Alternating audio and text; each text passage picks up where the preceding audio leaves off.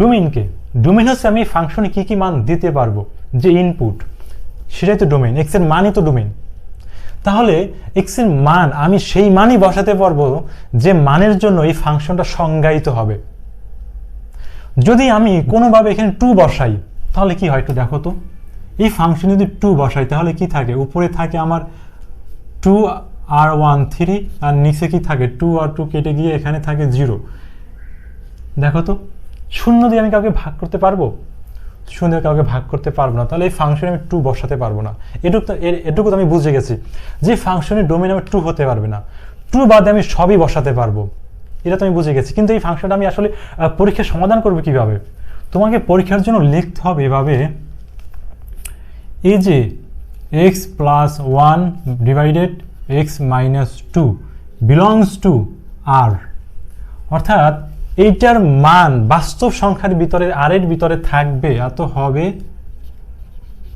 যদি এবং কেবল যদি x মাইনাস 2 ইকুয়াল নট 0 হয়। এইটার মান বাস্তব সংখ্যার ভিতরে হবে কখন? এই যে হরে যদি শূন্য না আসে। তাহলে আমাকে এখন কিভাবে করবা, এটার মানিটা কি, এই যে x মাইনাস 2 নট ইকুয়াল 0, এখান থেকে x এর মানটা কি বের হচ্ছে 2। তাহলে x এর মান 2 হতে পারবে না, এর বাদে বাকি যত মান আছে সবই ডোমেইন। তাহলে ডোমেইন কি আমার, ডি দিয়ে আমি ডোমেইন বুঝাই, এফ অফ এক্স হচ্ছে এই এফ এক্স ফাংশনের ডোমেইন। তাহলে বাস্তব সংখ্যা থেকে বাদ যাবে আমার এই 2, এইটাই আমার অ্যান্সার। ক্লিয়ার? বুঝছো ডোমেইন কিভাবে নির্ণয় করতে হয়? আমাকে দেখতে হবে হরটা আমার শূন্য বানানো যাবে না, তার জন্য তোমাকে যেটা করতে হয় তুমি সেটা করবা। এখন এটা এমসিকিউর জন্য কিভাবে করবা? এমসিকিউর জন্য এত কিছু লিখতে হবে না, তুমি তো বুঝে গেছো এটা আসলে কি জিনিস।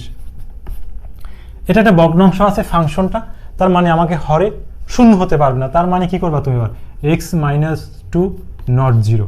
তাহলে এখানে এক্স এর মান কি হচ্ছে 2 হতে পারবে না, তার মানে সমস্ত বাস্তব সংখ্যা থেকে 2 বাদ দিবা। এমসিকিউ